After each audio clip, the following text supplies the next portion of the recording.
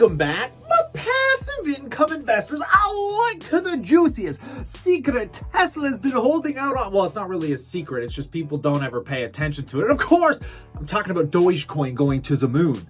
Not literally, folks, but can we just admire the fact that Tesla always takes things to a level we can't even imagine could be an April Fool's joke when he posted literally SpaceX is going to put literal Doge on the moon. And I wouldn't put it past him because he put a little block of cheese on the moon here, folks. But we're not here to talk about Dogecoin. We're more here to particularly talk about AutoBidder, the part of Tesla that every time I'm saying, hey, look, GM is only just figuring out how to do electric vehicles and they haven't even thought about the full scope, the big picture, and people will always just beat Tesla into the ground like it's just some regular car company because Tesla will always be compared to every other automaker out there, and especially when GM is just coming out with a Hummer that's not as fast, doesn't have as much torque, but costs $50,000 more than a Cybertruck. They're still just figuring the electric vehicle game out, while Tesla's already expanding into a mass energy suite of things that your car is going to be able to do, because most of us just think about, you know, the future of self-driving, and that's where all the attention seems to be going. But my personal attention will always be driving into solving one of the biggest problems in energy, which I bring up is peaker plants. And even me saying this now, most of you are probably fans of Tesla and have no idea exactly what I'm talking about, but let me explain to you exactly what AutoBidder is first and why this is going to solve one of the biggest energy problems that currently face society. AutoBidder provides independent power producers, utilities, and capital partners for the ability to autonomously monetize battery assets. AutoBidder is a real-time trading and control platform that provides value-based asset management and portfolio optimization, enabling owners and operators to configure operational strategies that maximize revenue according to their business objective and risk preference. And God knows, we know who the hell knows what they're talking about here, but they're already introducing this. So let me extrapolate by exactly what they mean here. So basically, we all know Tesla's got solar panels, power walls. Then they're claiming if every little household sets some of these things up, that you're actually going to be able to take the power that you've stored and sell it back into the system to your neighbors and people that might need it when everyone starts turning on their ACs or air conditioners.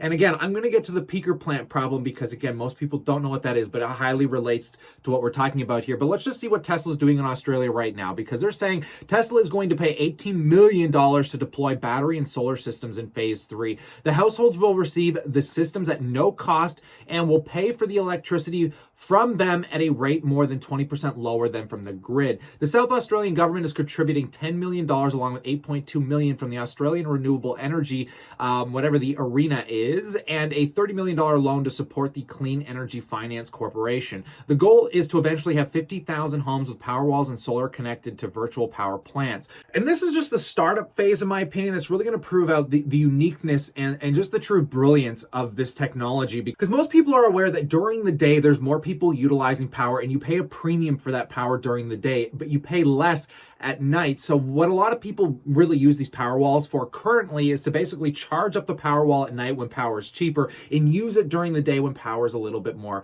expensive. But most people don't even fully understand why power is more expensive during the day than why it is at night. And you'd think, well, if we're all just kind of producing the same power and we can produce the same amount of power at any time of the day, how? Because power costs different amounts at different points in times. And that comes down to the peaker plant problem. We have a terrible time at storing energy. It's just one of the biggest problems. I mean, we could set up big battery packs, and Tesla has been doing this, but those battery packs are going to be relatively inefficient because, I mean, it doesn't matter where you set up these massive battery facilities, you still have to transport that power. And as it goes through the lines, the farther it has to go through the lines, the more that power gets degraded. And those batteries are really pumping out huge energy and taking in huge energy. And obviously there's going to be heating problems and all kinds of stuff. But when you take it down to a personal by person level in a community, when, you know, house to house, people have electric cars, people have power walls, people can set up their own little solar panels and kind of start utilizing their own little personal grids, it kind of only makes sense to take all these individual networks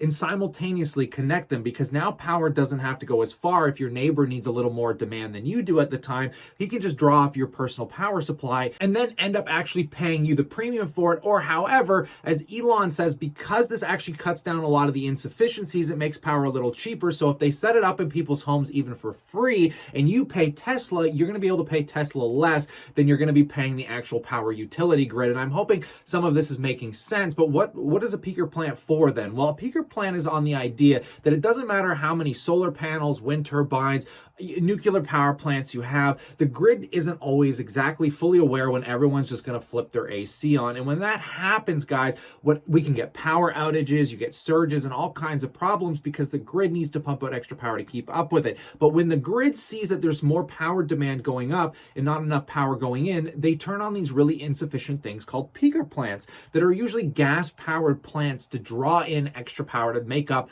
for any surges or blackouts that may happen because of that surge. And then obviously at night, there's way less power consumption, so they don't need these costly, fuel inefficient, carbon emitting, power plants. And it's crazy to me that no one's been able to figure out the storage problem for energy. A lot of people think with Joe Biden's new renewable plan that this is just somehow going to solve all of these problems, that, oh, we don't need coal and all this stuff still, guys. We can just set up solar panels and wind turbines, but it actually doesn't really change anything. It just changes where the power source is coming from, but doesn't solve the distribution problems or the on-peak and off-peak hours. And even Tesla has been running into these issues testing this stuff, because eventually you got to charge up your power walls. And, when you charge those power walls up, if everyone does it at the same time, it literally still triggers the peaker plant. So the whole point is to put this all into an integrated app that obviously we're talking about here called AutoBidder, guys. And this app is basically going to be trolling all of these individual systems, so that way it can literally level out how people are utilizing power throughout the grid and stop these peaker plants from turning on and causing all these terrible carbon emissions and all these extra costs to you as an end user here, folks. And to me, the most brilliant thing behind this is you won't need a power wall to achieve this. You're not going to need solar panels to achieve this. Most people really only drive their car 1% of the time, and those cars have crazy energy storage. And if everybody just comes home at night, plugs it in at night to basically charge it up on the off-peak time to drive it during the day, well, heck, maybe you get to work, or maybe you're just sitting at home and you say, hey, maybe I want to make some extra money off my car and I don't want it to go out and Uber for people. I can just plug it back into the wall and people can just draw off my Tesla energy infrastructure and help with carbon emission problems and all kinds of stuff. Like, it just leads to so many interesting things that could potentially be solved. And it all comes down to battery storage, guys. And at the end of the day with Tesla, I think the most fascinating problem that all of these car companies and everyone trying to achieve these goals is going to run into is who's going to own most of the batteries and the battery production. Because right now it's China, and there's a lot of private companies buying up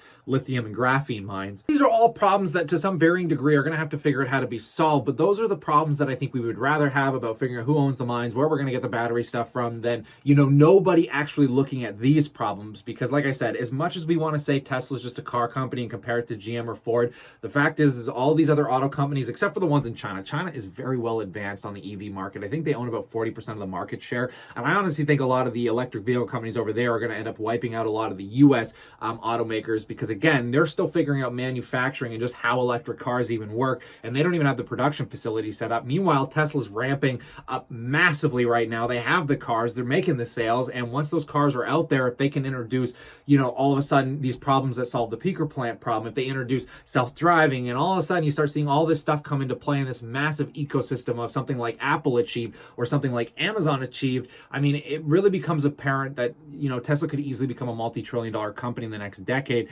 And again, guys, it's just so awesome and funny to me that, the conspiracies and just the way Elon Musk operates is hilarious, because we all remember when Tesla said, hey, or when Elon said Tesla stock price is too high in my opinion, and every comment was, oh my God, he's going to crash the stock, this and that. We all know Elon absolutely hates the SEC, and he couldn't say Tesla stock is too cheap because then he'd get fined for pumping, dumping, whatever. But it's so crazy that this tweet was posted May 1st of 2020 at 11:11 a.m. And the reason this is funny is it's 3 months before they actually, did the share price split. And Elon was probably more or less referencing to the split of the stock rather than the price being too expensive from the market capitalization perspective, because it's so crazy that it was a 5-to-1 stock split, which Elon posted on the 5th month of the first day at 11:11 a.m. when the stock split happened on August 11th. And I just think it's funny that people are figuring all this out after the fact.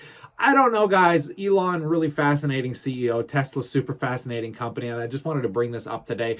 Do I own any Tesla stock right now? Absolutely not. Will I plan on buying it shortly? Well, you're going to have to consider subscribing to find that out. But I promise you, I'm doing a lot of work behind the scenes right now, and I got a lot of fun stuff that I'm going to be talking about, but I'm almost at the finish line, guys, and I know I mentioned this in a lot of my videos, but damn it, I'm doing a lot behind the scenes right now, so you might want to consider subscribing because I got some cool updates coming. But in light of all of this, I pass the question off to you. What do you guys think about all this in that comment section below? And if you want to join the conversation after the fact, maybe hit up the Passive Income Educator, join our private WhatsApp groups where we talk 24/7, 7 days a week about problems just like this. So stay cool, stay awesome, and I look forward to catching you tomorrow.